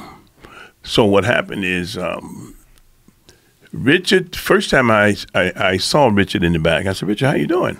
Spoon, I just come by to see how you doing. I said, fine, I'm doing, Richard. He never come by to see how I'm doing. He's just saying this to set it up for he want to work on his act for a new album. So I said, Richard, everything fine? You want to drink? No, Spoon. I'll be fine. You want to go on stage? No. Just come by and see how you doing. I said, oh, well, how you doing? How you doing, Richard? Blah, blah, blah, blah. So I would go. I know to go away and come back. And so Richard, well, anything you want to drink? Then he want to drink now. See, he want to drink. He get some little red drink he like with olive. What do you call that? Cherry in it. He like that kind of stuff. And so I know to go away. I go away. They told me Richard gonna drive you crazy. Richard come by. Richard gonna drive you crazy. So I go away, come back. Richard, everything all fine? You know, anything else you want? I said, want to go on stage? He said, no, Spoon, I don't want to go on stage. I just come in. I say, how you doing, Spoon? He always play with you. Hey, Spoon, how you doing? Be hollering Spoon real loud and shit. And so I go away and come back and say, Richard, do 2 minutes. Some people said Richard Pryor came by the Comedy Store. He said, sure, I'll go up there and do 2 minutes. He said, when do I go on? I said, you're going on right after this guy get off. I'll put you on right now. And he go up there and do 2 hours. Then he'll have his secretary call me the next day and say, thanks for helping me get on stage. Helping me get on stage. He had to be pushed on stage. That's so weird. Yeah, that's amazing, ain't it? But Robin Williams, boop, he would just run up there. But Richard would do like 2 hours? Was that a regular thing? Hour and a half. Regular thing, huh? Well, his album, you know, he do his whole album. And then he had his writers in the back. Mooney would be there writing him, coaching him on stuff to say and all that stuff. He had all that. And then he would have 3 weeks in the original room where he would work every night. He'd come by every night. Wow. It ain't like some comics get too high, they can't come by. He'll be by there every night. And so Mitzi put me on the show with him. So I would open the show and do 45 minutes, and then Rich would come on and do an hour and a half. And then we moved to the main room. After about a month in the original room, we moved to the main room. That's when, man, and people would draw Mitzi would make so much money. He would draw so many fucking people. Old hoes ain't been out on the street a long time with fur collars, fake fur coat on, pink and yellow and shit. And he would have in the main room. He would have, oh my God, he had Mick Jagger. What's his name? The boy that what's his name? Willie Nelson. I talked Willie Nelson go up on the stage and sing a song in the original room. Really? Yeah. I said, really? You got your guitar? Yeah, I got it. I said, could you go up there and sing a song? I love Willie Nelson. He was so good. He's still around though. I'm scared to do it. I'm nervous. Do don't be nervous with these fucking people. He went there and sang one of his songs, boy. That was a thrill for me. So then we moved to the main room. But I would kill every night in an audience like that. I would get a standing ovation because I would do Mathis that I learned from Detroit and Nat King Cole and them. I would do Johnny Mathis at my last bit, and I would do Al Green just before that. I saw Al Green throw roses out to the ladies one time. I was at what is it? This theater down here. Anyway, he would throw roses. He handed roses to the ladies. So when I was working at the Comedy Store and I'm in front of Richard, I would get dandelions and hand in front of the ladies. And some lady did exactly what I wanted her to say. She said, Al Green give us roses. I said, well, you lucky these ain't plastic because I ain't got no damn money. I go home and watch these so I can give them back to you tomorrow night. And I did that, and then Johnny Mathis. This is just impressions that I added to my act because there are a lot of ladies out there and they love that shit. And I got the women threw the roses back at my feet. I said, damn, this shit is cool in the motherfucker. And Richard told me, I said, Richard, everybody said, Richard, you should take Spoon on the road with you. You going on the tour. He said, oh, I love you, Spoon, but you too funny. I can't have you out there on the road with me. He said I was too funny for him. Wow. And he took Finest, Finest Henderson? Sure. The Finest would do impressions and stuff. He did all the impressions. So he took him on the road. He told you were too funny? Spoon, you too funny. I love you, but you too damn funny. You're open for me. I don't want to have to work that damn hard. The women would throw the roses back at my feet, boy, them dandelions. That's hilarious. That was a great compliment. But I have the billboard of the Comedy Store with Richard Pryor and John Witherspoon. Wow. I had it somewhere in my phone. Yeah, you. I think Mom posted it, and then she did. And then I think I helped you repost it on your IG story, and then the Comedy Store screenshotted it and posted it. Oh, did they? Yeah, they did that. They did that like a month or two ago. Wow. But over the day, Richard Pryor had his own TV show. You know, he's on NBC at 8 o'clock, and he was so fucking high, boy. Richard, I knew we weren't gonna last. I knew that shit. We only did 4 shows. We had scheduled 22. Richard was too fucking high. And oh man, what was he high on? Cocaine and vodka and stuff, you know. But I didn't have no money. I probably would have got me something if I had some money. I ain't had no damn money. I'm making this little $400 that they giving me for this week. He said, y'all ain't making no money, but I'm making $250,000 a show. I said, damn, man. Wow, he's making that much? See, there you go. Look at there. Richard Pryor and John Witherspoon. Wow. Man, it don't tell the year. I wish I had the year up there. Probably 77. God, that's amazing. 77. But I know Richard, we used to go over his house every Sunday. We used to be over his house every Sunday. And he had barbecue. He had people, he got a gym, boxing gym where you box, tennis court, swimming pool. He had about 4 acres over there. And I remember, Where was it? It's on Parthenia. That house there was for sale recently for about $4 million. But I don't think people realize that Richard Pryor lived in there. They don't want to do that because he caught on fire over there. Whoa. Remember the time he got caught on fire? Yeah. Yeah. That was that house? It was in the house there, yeah. Fuck, I would love to own that That's house. in like Northridge or something, Parthenia. Yeah, it's on Parthenia. When I was doing Black North Jesus, Hills. it's right down the street, North Hills, yeah. Yeah. We used to go over there every Sunday. Can you imagine owning Richard Pryor's old house? It's kind of cool. Yeah. I don't want to go in there. That spirit might hit me. I burn. He on fire, gonna run past the swimming pool. You know that he was. Those cocaine days must have been crazy there. Oh man! And what's amazing about this is so cold, boy. When the stuff got on radio that Richard Pryor is in the hospital in critical condition, he from burns from a pipe that blew up. His family went there and stole all of his people that he probably never seen in years. Jumped over that damn. You had this huge fence and stole all his watches and everything. All this stuff was taken out of his house. Then they say he's going to survive. They jump back over the fence and put it back. No. What? They jumped back over the fence with his stuff. They put it back? Yeah, they put it back. Richard Pryor going to steal his stuff. You've been borrowed from him for 20 years, and all of a sudden you're going to steal his watch? That's crazy. Yeah. Hard to be. But at the we top. had so much fun over there. And Sammy Davis Jr. would come there every Sunday in a limousine and a tuxedo on. We got shorts on, the raggedest shorts you can find, old T-shirt. We playing basketball. Sammy come at the hi, man. Sammy, go put some fucking shorts on. How old was he back then? Sammy? Yeah. Oh, I bet this was 76, so he must have been, he was young then. Because he died about 60, he was 62, 63. Oh, really? He must have been in his 50s, 40s or 50s. Tuxedo, huh? Tuxedo. In a limousine. Imagine being a fly And the guy on opened the a wall. And Sammy Davis Jr. pulls up in a tuxedo. Oh, man. Steps out of a limousine. We also while they're playing basketball. we also fucking raggedy, stinking. We done play ball all day long. And Sammy walked past him. Hi, man. Sammy, wrong house, wrong day. Come on, play some ball with us, Sammy. But there he is. Look at that. It was Hey, look how sharp he is. Wow, look at the bell bottoms. Oh yeah, that's the day. That's the day, brother.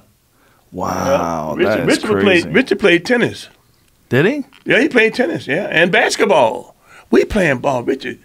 He checking me and grabbing my dick. I said, Richard, this ain't no basketball. Spoon, I got to check it. I can check it only way I know. Richard, back off me, brother. oh God. He was a funny man. So when you were around when Kinnison came by, when he first started working there, that was he was a big shift, right? That was no one had seen anybody like him before. Oh no, not even since. Yeah, he was a very so unusual funny. dude. What's so funny? One time he bought some Chinese food with a hat on his head, with a long coat on and some big sunglasses, and ate it in front of this Korean store. Just standing in the window. He's outside, standing in the window, doing like that. Oh. Fucking Sam. Why was he doing that? He's just crazy. He had the same thing. He had the same thing on the stage at the Comedy Store. He would be up there with his sunglasses on, and he would have Chinese food or Korean food, and he'd sit there and eat and tell some jokes, and then go back to eating. On stage? In the original room.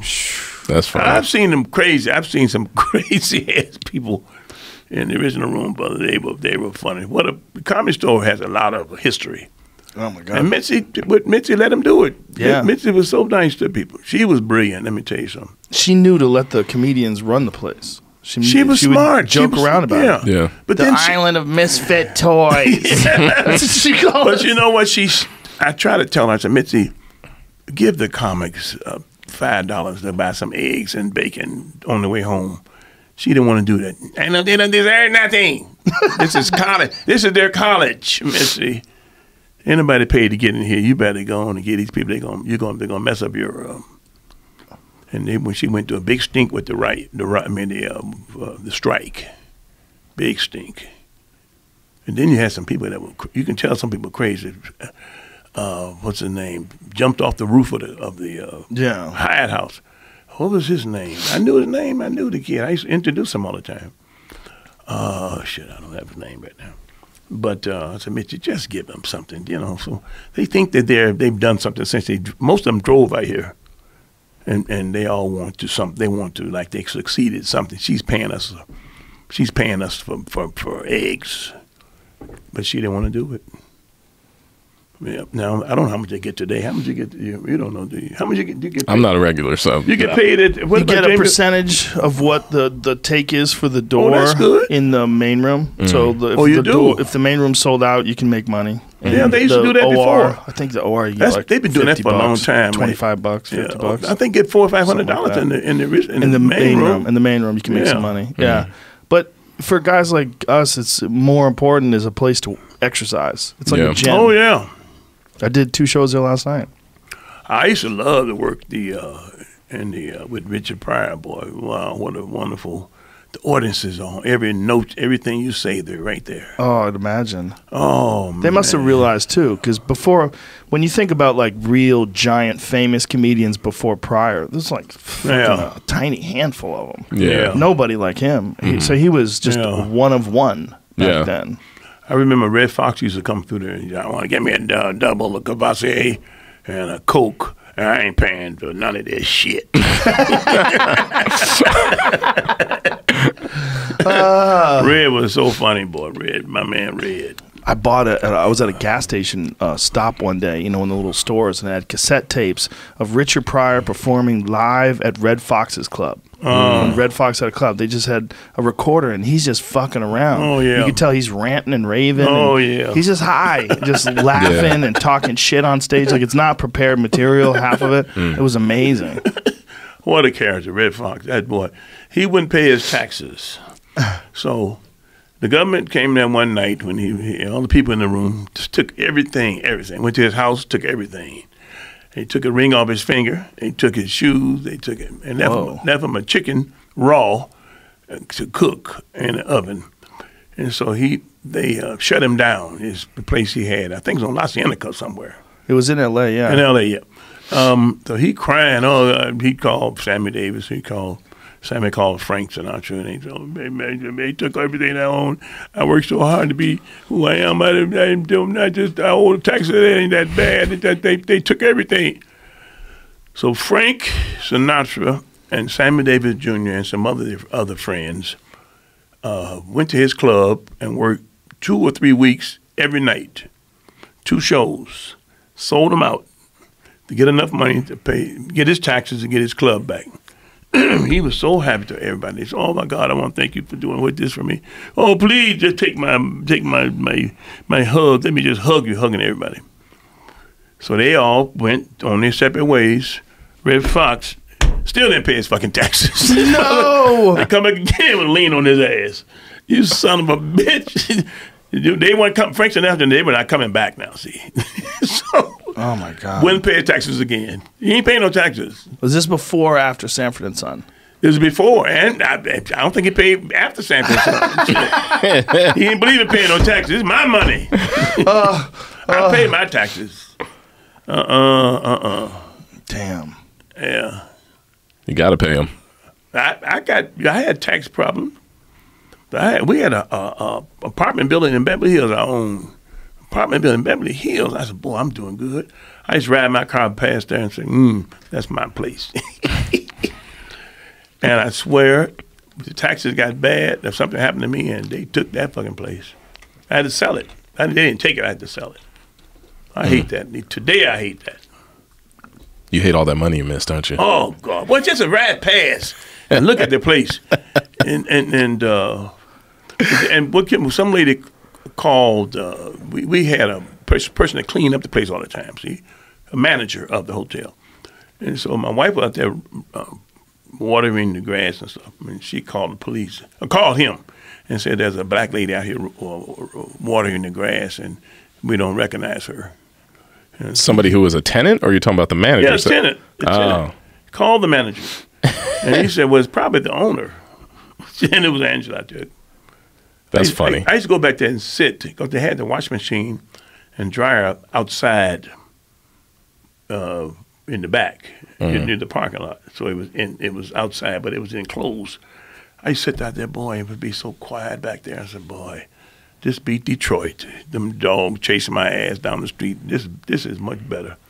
I got a pocket full of money, and I ain't want to leave. I got a pocket full of money. I ain't want to leave. They got my ass out that damn place. You need to make a podcast, call it the Pocket Full of Money Podcast. That's a bad idea. Have you ever thought about doing one? Huh? Have you thought about doing a podcast? A podcast? What is that? That's what we're doing right now. I don't want this thing to be on the air. You can't. He's in a different realm, Joe. But you could sell out everywhere if you did that. I guarantee you. Yeah, sell you out can where? make money off of it. Sell first out. of all, Somebody told me that. Oh, I don't want to do comedy club. I sell out anywhere. I sell out comedy club.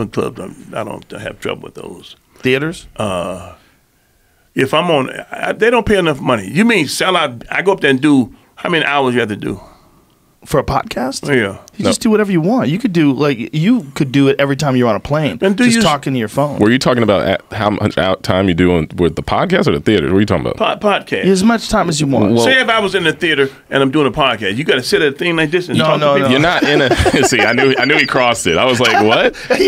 No. I heard it. No. He's saying, can you sell out theaters by yourself? That's what he asked you. I doubt that. Okay, so we established that you sell out clubs. But then he was saying if you were doing a podcast, kind of like what we're doing right now, that's what this is, you could, as you build up the podcast, you could be promoting it and recording it. You wouldn't have to do it in a theater. You do it in the comfort of your own home. You could do it. Yeah, you could set it up. Just like this. Yeah. Just like this. Yeah. And then you become popular. Sure. I mean, you've got popularity behind you, so I'm sure people want to hear it. 100%. Yeah. Just people listening to this are going to want to hear it. Yeah, I have a podcast with Paul. Me and my buddy Paul. We have a What's it called? The JD and Paul cast. It's just me and my buddy, and we talk like video games and video games, technology, current events, and also like movie. We'll do little mini movie reviews on it. What kind of setup do you have? Do you have? I'm like a tech microphone. I'm like a tech dude, so I have everything.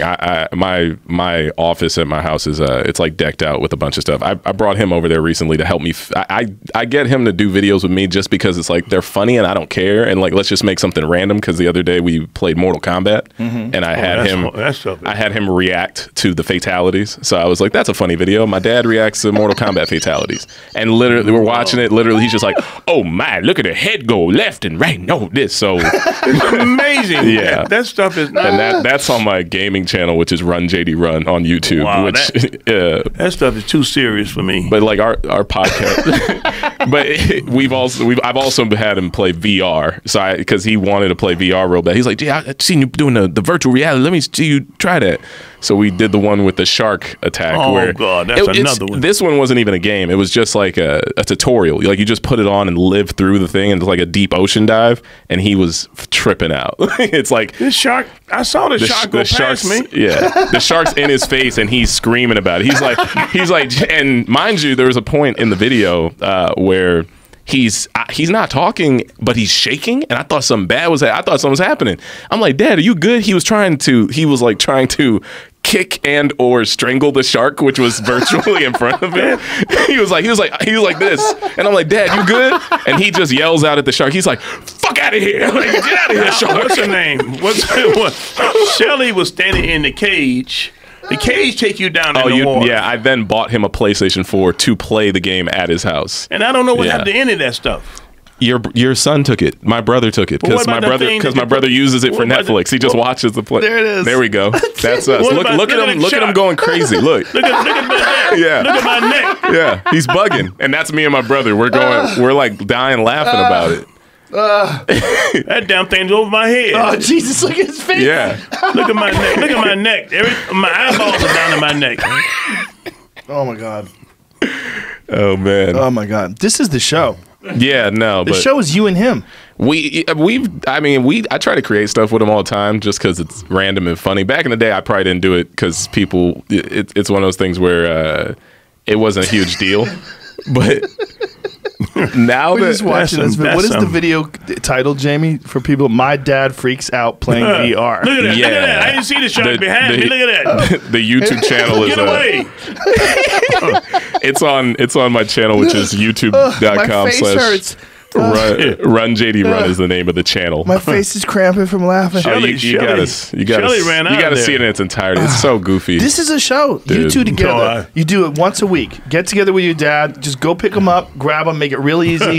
Bring him to your place. You do a show with him once a week. Yeah. Boom. That's it. Might have to do an audio thing. Oh my God. Yeah, because the setup. Do an audio thing. Yeah. What's the audio thing? Easy. Audio. This podcast. Like this here. Or podcast. We gotta find it. We gotta find the name.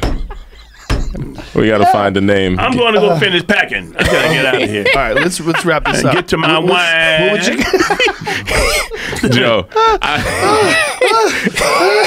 he's the king of complaining, man. I'm trying to tell you. I tried to tell him on the way over here. I'm like, hey, man, don't be weird. All right? Let's just hang out, amazing. enjoy it. Come on. I'm gonna do my thing, JD. But if I I'm gonna do my thing. I gotta pee. I'm gonna pee. if I gotta take a shit, I'm gonna take a shit. Right? Oh my god. My face hurts right here. It hurts. It's like these muscles are cramped up. You a goofball, man. Anyway, you ain't got no couth. Where your couth at? John, I appreciate you. There ain't no couth. What is couth? It's nonsense. It's for nonsense. lesser mortals. Yo, he's a clown, bro. I appreciate you, sir. Thank you very much for being here, man. Where did we work? Were we at Jamie's place when when you worked? Sure. Yeah, that's probably when we first met. You must have been young. You were a little kid then. Yeah, I was a little kid. I was in my 20s. Yeah, that's what I'm saying. Yeah. Back in the day, man. I was about 60. Wow. And what's about 15 years ago, 14 years ago? Probably somewhere out there. Maybe more than that even. Maybe more than that. Yeah, more than that when I met you. Yeah. Yeah.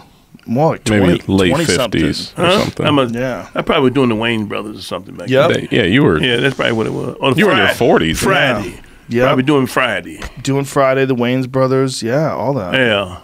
It's been a long time, my friend. Oh, man, it's amazing. Thank you. You're hilarious. It was a pleasure having you on here. Huh? Yep, that's what we're doing. Yes, a podcast. You guys are going to do it too. We got to come up with a name. Let me know. I'll have you back on. We can just talk about your dad. We'll figure it out. Oh, my goodness. Give your Twitter handle, your Instagram, all that jazz. Oh, yeah. At JD Witherspoon everywhere. And if you want to see those gaming videos, it's Run JD Run on YouTube. That's me. And then you got your joints at John Witherspoon.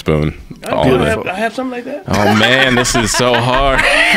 You understand? I don't have nothing like that. Joe, he thinks he's in a simulation. I can't. He thinks he's in the Matrix. He might be correct. The internet is crazy to him. But yeah. Thank you, gentlemen. What's that at John Witherspoon is where your cooking show is at.